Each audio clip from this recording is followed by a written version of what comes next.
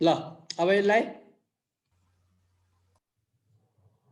Solve गर्न सक्छौँ हामी। इनिशियल कन्डिसनमा हेर त 20 लिटर भनेको यो V1 हो है। V1 भनेको 20 लिटर।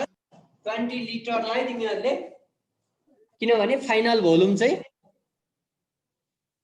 सीसी मा दिएको छ, त्यही भएर यसलाई सीसी मा चेन्ज गर्दा 20 into 1000 हुने भयो, 20,000 हुने भयो है। 20 into 1000 20,000 सीसी हुने भयो।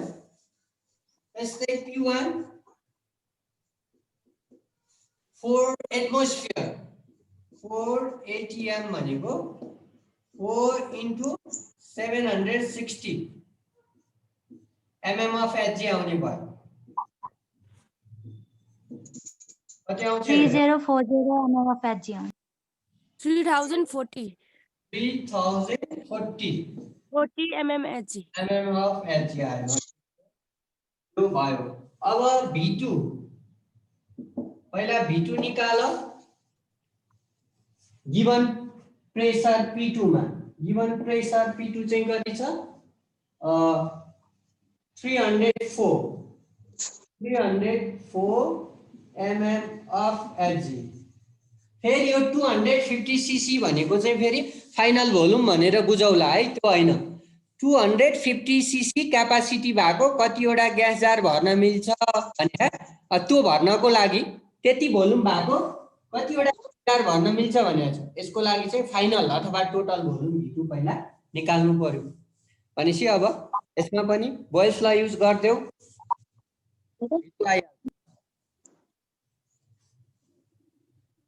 P1 P1 यसको निकाल। P1 V1 by P2 कति आउँछ? V2 हेर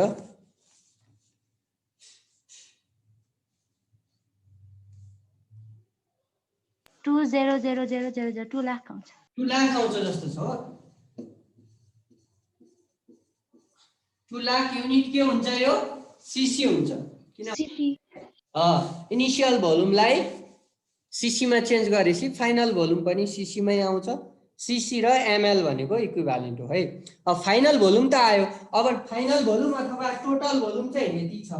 अब टोटल भोल्युम यति छ, तर हामीलाई 250 सीसी भोल्युम भएको ग्यास जारहरू भर्नु छ। भनेपछि कतिवटा भर्न सकिन्छ भन्यो भने त्यो टोटल भोल्युमलाई यो 250 सीसी ले डिवाइड गर्ने, त्यो चाहिँ नम्बर अफ ग्यास जार हुन्छ। 800 आउँछ सर। अब यस्तो हुन्छ है। अब यस्तोमा ठ्याक्कै होल नम्बर आयो भने चाहिँ केही फरक पर्दैन। अब पोइन्टमा आयो भने कुन एन्सर लेख्ने? यसमा ठ्याक्कै पोइन्टमा आउँदैन जस्तो छ हो। 250 ले डिवाइड गर्दा पोइन्टमा आउँदैन सर। पोइन्टमा आएको केसमा चाहिँ कस्तो एन्सर लेख्ने त्यो म भनिदिन्छु। कुनै कुनैमा आउँछ पनि। अब यसमा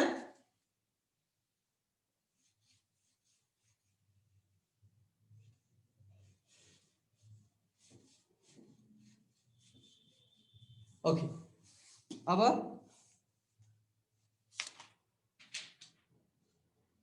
नम्बर अफ ग्यास जार है। Number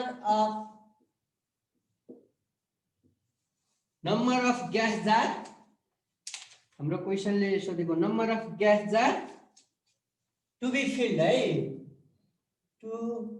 number of gas jar to be filled भरिनु पर्ने number of gas jar n थाहा छैन। अब टोटल भोल्युमलाई तिमीहरूले V2 मान्यौ। यो 2000 भयो, सीसी भयो। अनि युनिट भोल्युम भन्छ है। युनिट भोल्युम भनेको भोल्युम अफ वान ग्यास जार हो। भोल्युम अफ इच जार, यसलाई V भन्छ। यो चाहिँ 250 सीसी छ। र अब रिलेसन चाहिँ के हुन्छ भने जहिले पनि नम्बर, अब यसलाई क्यापिटल एन लेख्दा राम्रो हुन्छ। एम भनेको यो V2 by V हुन्छ। यति CC by 250 CC, CC cancel भयो, 0 25 भनेपछि 8 800 वटा ग्यास जार चाहिँ भर्न सकिन्छ ह्याभिङ क्यापासिटी 250 सीसी इच। हरेक ग्यास जारको भोल्युम 250 सीसी को छ भने त्यस्ता ग्यास जारहरू चाहिँ 800 वटा हामीले भर्न सक्छौं। अब कहिलेकाहीँ तिमीहरूको चाहिँ सपोज है यही क्वेशनमा 800.13 यस्तो आयो भने हामीलाई क्वेशनले सोधेको कम्प्लिटली कतिवटा जार भर्न मिल्छ भनेर सोध्या हो के। त्यही भएर कम्प्लिटली त कतिवटै हो 800 नै हो। 800 र अलिकति बढी भर्न मिल्छ भन्न खोजे अब 0.13 भन्नुको मतलब। त्यही भएर यहाँ नम्बर अफ ग्यास जार ठ्याक्कै कतिवटा भर्न मिल्छ भन्यो भने 800 नै हो। यो पोइन्ट सर यहाँनेरि 6 वटा भयो 0 बढी 5 वटा मात्र हुनुपर्छ। ए ल ल ठिक छ मेरो है सर अनि 0.96 आयो भने कति 0.96 आयो भने के भने 800.96 आयो भने के 800.96 आयो भने तैँले भनेको भन्दा नि मैले अझ भ्यालु बढाइदिएँ 800.99 नै आयो भने पनि कम्प्लिटली त 801 त भएन नि त। कम्प्लिटली कतिवटा भर्न मिल्छ भन्दा 800 नै हो कम्प्लिटली। किनभने 0.99 भनेको नि 1 भन्दा त अलिकति कमै हो। त्यसलाई हामीले राउन्ड अफ गर्न पाइँदैन है यो केसमा।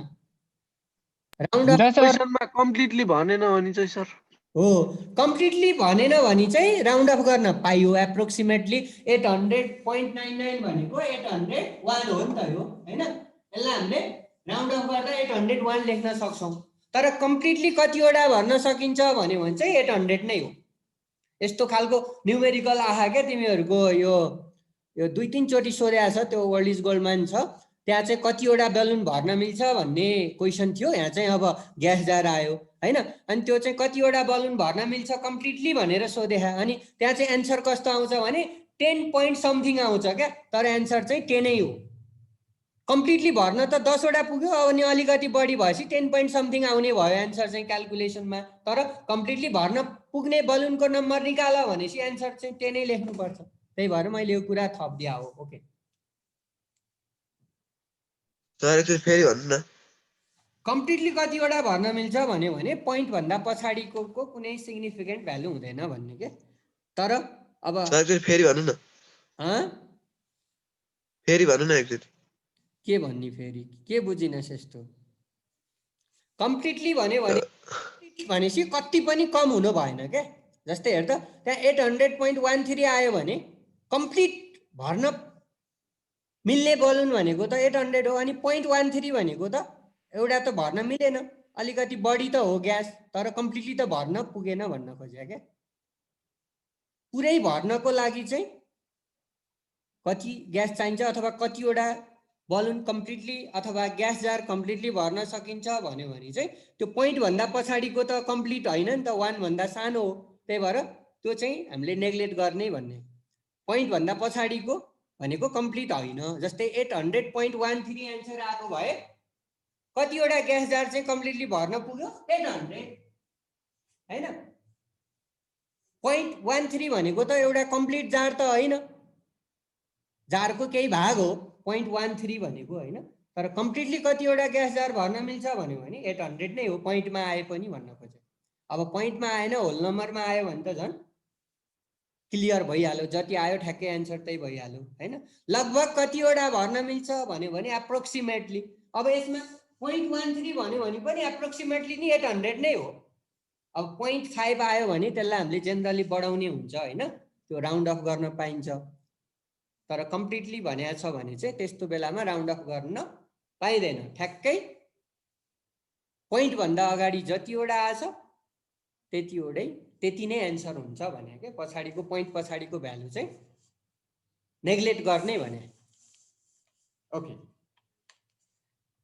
अब यो चाहिँ हैन कम्प्लिटली भन्नु भने चाहिँ पुरै पोइन्ट भन्दा पछिको पनि लेख्नु पर्छ नि हैन। क्याल्कुलेसनमा देखाइदिने अनि कम्प्लिटली कतिवटा भर्न मिल्छ भनेर आन्सरमा चाहिँ 800 लेखिदिने है। क्याल्कुलेसनमा त देखाउने फेरि क्याल्कुलेसनमा त आएकै हो 800.13 आयो भने आयो ठिक छ तर how many number of gas jar can be completely filled भनेर यदि क्वेसन भयो भए अब एन्सरमा चाहिँ कसरी लेख्नु पर्यो त 800 हैन gas jar can be completely filled भनेर लेख्दिनु ठिक छ ओके अब यो चाहिँ सबै हामीले आज गरेको खाली प्रेसर र भोल्युमको लागि मात्रै भयो हैन अब एउटा अब भोल्युमलाई चाहिँ मैले के भनेको थिएँ डेन्सिटीमा नि चेन्ज गर्न मिल्छ भनेको थिएँ है त्यस्तो फर्मुला पनि थियो हैन त्यो पनि हुन सक्छ हजुर सर त्यो अब केही छैन अब अर्को एउटा चार्ल्स लको एउटा क्वेशन लेख त ल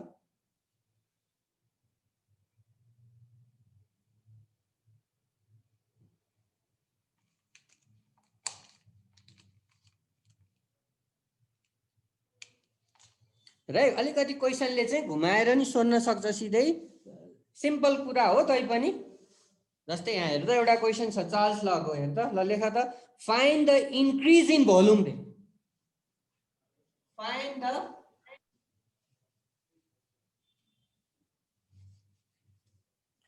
find the increase in volume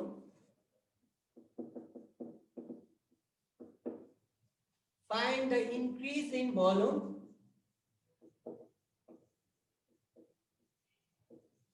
find the increase in volume that will take place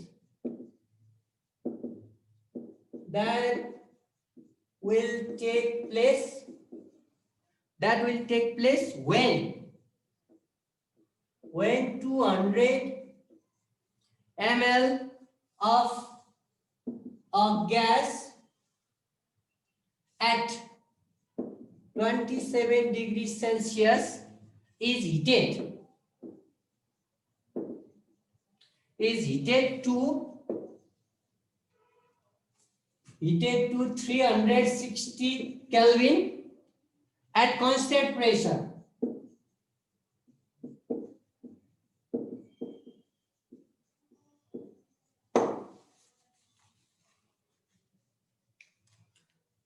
okay यसले भन्न खोजे के होला हेर त के भनिरहेछ क्वेशनले find the increase in volume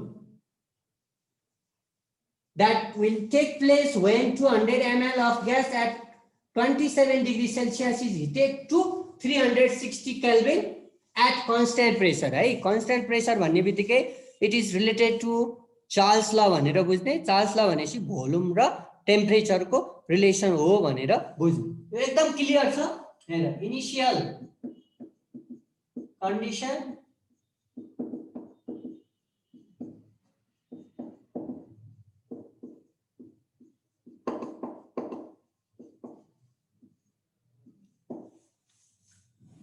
अब find the increase in volume है यो निकाल्नु पर्ने चाहिँ फाइनल एन्सर चाहिँ इन्क्रिज इन भोल्युम हो इन्क्रिज इन भोल्युम भने के होला चेन्ज इन भोल्युम हो चेन्ज इन भोल्युम भने के माइनस चेन्ज अथवा इन्क्रिज अथवा डिक्रिज भन्यो भने जहिले पनि फाइनल भ्यालुबाट इनिशियल भ्यालु घटाउने हो त्यही भएर हामीले फाइनल एन्सर भनेको हाम्रो फाइनल भोल्युमबाट इनिशियल भोल्युम घटाउनु पर्छ त्यो निकाल्ने हो फाइनल्ली अब त्यसको लागि हेर त यो चाहिँ निकाल्नु पर्ने भइहाल्यो find the increase in volume भनेपछि v2 minus v1 equal to what भने आयो question that will take place when 200 ml of gas at 27 degree Celsius भनेको यो इनिशियल भोल्युम हो यो इनिशियल टेम्परेचर हो त्यही भएर यो v1 भनेको 200 ml हो र t1 भनेको 27 डिग्री सेल्सियस हो र जहिले पनि temperature should be in kelvin है केल्भिन एसआई युनिटमा लानु पर्छ 27 डिग्री सेल्सियस भनेको 27 प्लस 273 गरेपछि यो केल्भिनमा 0.1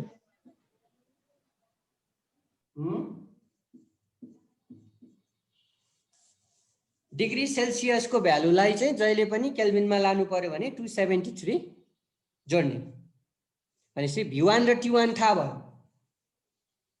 अब 27 डिग्री सेल्सियसबाट हिट गरेर 360 केल्भिन सम्म पुर्याउने भनेपछि यो फाइनल टेम्परेचर दिया हो तिमीहरुलाई पहिला v2 निकाल अनि t2 360 केल्भिन दिएकै छ त्यही भएर मेन भनेको क्वेसन बुझ्नुपर्छ क्या होइन। क्वेसन बुझेर हामीले इनिसियल र फाइनल कन्डिसन छुट्याइसकेपछि निकाल्नुपर्ने कुरा के हो भनेर निकाल्नलाई केही गाह्रो छैन। तर सुरुमा इनिसियल र फाइनल भ्यालुहरू होइन के गिभन छ त्यो चाहिँ अलिकति क्लियर हुनु पर्यो आफू है क्वेसन पढेर। ओके, अब युजिङ चार्ल्स ल होइन, from Charles law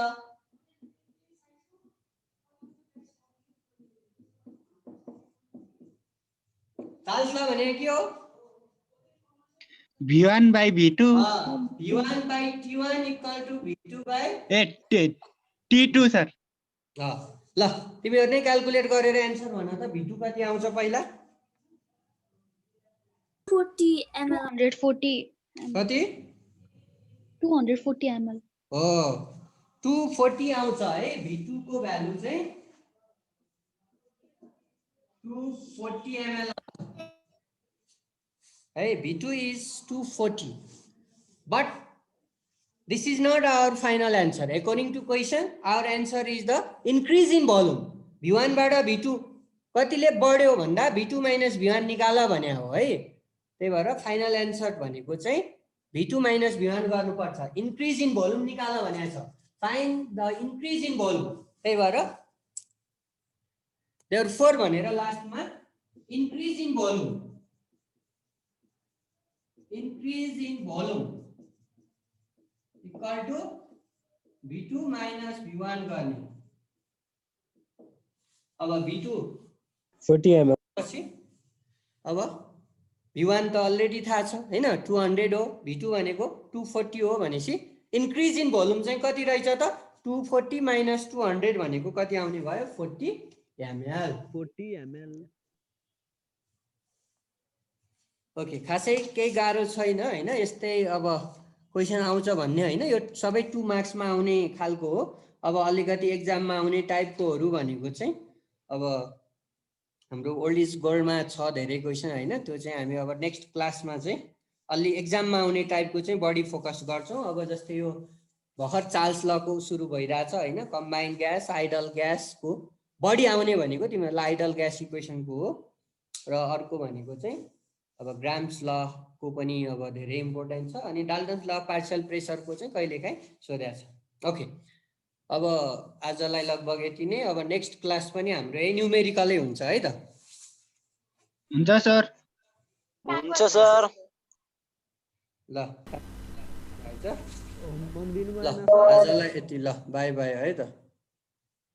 by by sir. ल बाई बाई। अब अर्को नेक्स्ट क्लास सायद अब मेरो यो हप्ता नहुन सक्छ, 12 मा हुन्छ होला अर्को दिन। अब अर्को हप्ता चाहिँ तिमीहरूलाई क्वेसन पनि दिन्छु अनि यो हामी रिभिजन नि गर्छौँ है बाँकी न्युमेरिकलहरू। ल हुन्छ सर। By by.